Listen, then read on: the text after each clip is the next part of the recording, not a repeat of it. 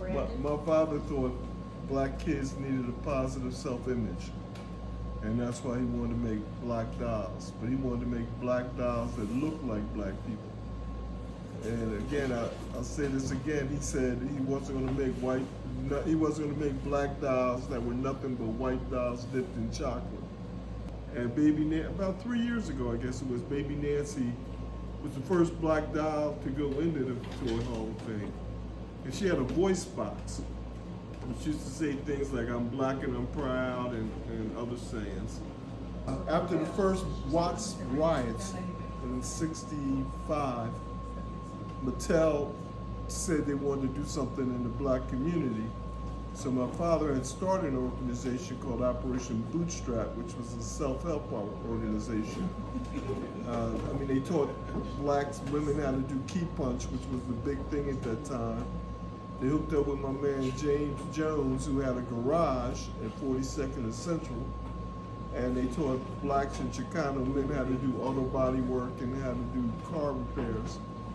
And then they met with Mattel, and he talked them out of $200,000 to start the toy company.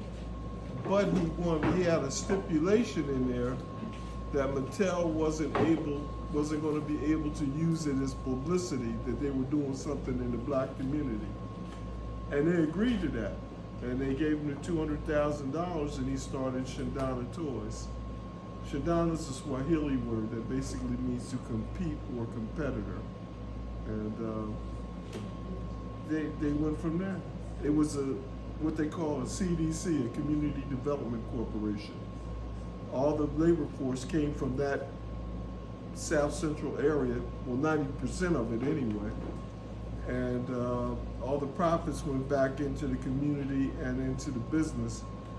And they actually opened up a daycare center because most of the workers were females. And they opened up a daycare center called Honeycomb. And the women could take their kids to work with them and drop them off. The daycare center was connected to the factory, and they had nurses and teachers in there. And the women could, at lunchtime, the women could go eat lunch with their kids, and that's what, he also wanted to start, he wanted to have a University of Watts. And actually, he had a model, and I always wish I had gotten that model when I went out there, because he died in a car accident, him and my half-sister. And I always wish I had gotten that when we went out there for the funeral. Well, yeah, the first doll they made was Baby Nancy. And I never knew this until they contacted me, but there's a Toy Hall of Fame up in Rochester, New York.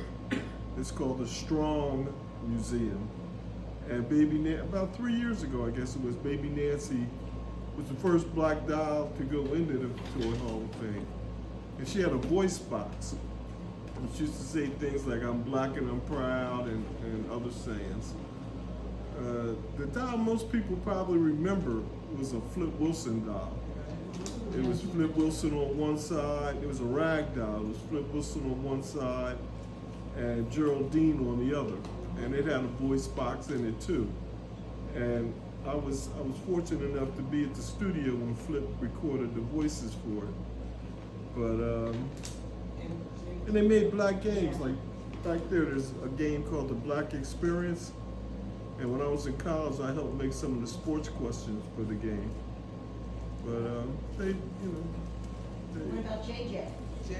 Well, they had JJ. They had Fred Sanford doll.